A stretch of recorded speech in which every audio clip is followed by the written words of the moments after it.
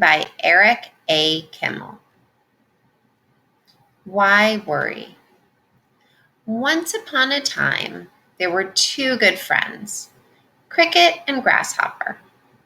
Grasshopper had an apartment in the trunk of a hollow tree. Cricket lived in a cozy cellar beneath a rock.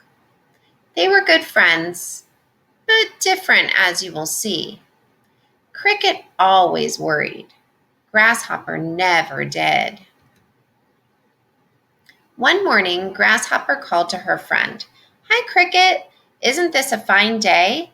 Just perfect for a little spring cleaning." "I don't know, Grasshopper. I have a feeling something terrible is going to happen today." "Don't be silly," Grasshopper replied. "What could happen on a fine day like this? Let's have some flower tea. Tea will be good for you." "Yes," Cricket said. "It might calm my nerves." Cricket shut the cellar door and set off for Grasshopper's house. As soon as he stepped outside, a crow swooped down and snatched him up. "I knew this would happen, Cricket said as the crow flew away with him. "Let him go, you wicked bird," Grasshopper shouted from her window. The crow snatched her up too. "I'm sorry to have caused all this trouble," Cricket said. "It's no trouble at all. Everything will turn out all right. You'll see." Grasshopper waved her feather duster at the crow. "Let us go, you ridiculous bird." Achoo! The crow gave a tremendous sneeze. Cricket and Grasshopper went tumbling down, down, down. "We'll be smashed to bits," Cricket cried. "Don't worry," Grasshopper said. "We'll come out swimmingly." And they did. The two friends splashed down in the middle of a pond. "There," said Grasshopper. "Didn't I tell you not to worry?" "But I can't swim," bubbled Cricket. "Now that you mention it, neither can I," said Grasshopper. "But I'm sure something will turn up." And something did. A fish swallowed them up in one gulp. "It's awfully dark in here," Cricket whispered. "Musty, too," Grasshopper agreed. Cricket began to cry. "I feel so nervous and upset." There, there. Grasshopper put her arms around Cricket. "Have a good cry. You'll feel better."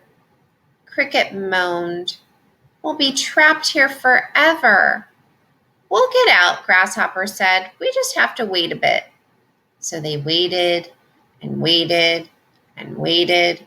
Suddenly, they felt a tremendous tossing and shaking. "What's going on?" cried Cricket. "We'll find out soon enough," said Grasshopper. Indeed they did. The fish was caught on the end of a hook. It thrashed and leaped, but it was no use. The fish was lifted out of the water. They saw a flash of light, followed by voices. "Hey, there are bugs inside this fish. Don't let them get away." A hand thrust Cricket and Grasshopper into an empty jar. A lid closed over them. "I don't feel well," said Cricket. Grasshopper jumped up and down. "Hello out there. Could you give us some air?" The lid began to turn. "Thank goodness," said Cricket. Before they could say a word, the two friends were pulled from the jar, shoved into a plastic bag, and tied to the tail of a kite. The kite lifted off the ground. Cricket shut his eyes tight. "Oh dear," Cricket moaned as the kite rose higher and higher. "I knew something terrible was going to happen. I should have stayed home." Now, Grasshopper said. "It's not so bad. We're getting to see the world. And when we get home, we'll have so many adventures to talk about." "We'll never get home," said Cricket. He began to cry. "Don't cry, Cricket. Look how high we are," said Grasshopper.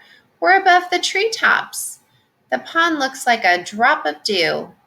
"Oh, Cricket, open your eyes. It's wonderful." "I think I'm going to throw up," said Cricket.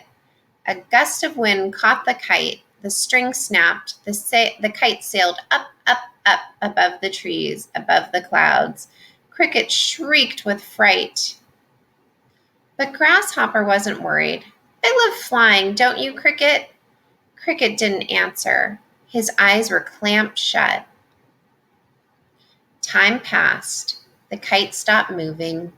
Cricket opened his eyes. They were wrapped around a branch. There was something familiar about the tree and the rock beside it. Cricket jumped for joy. Look where we are. We're home. Grasshopper sighed. I know. You don't sound happy about it, Cricket said.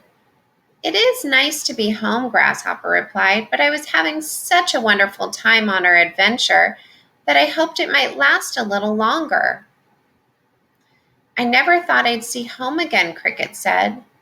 Grasshopper took his hand. Don't you see? You didn't have to worry. Now let's climb down and have our cup of tea.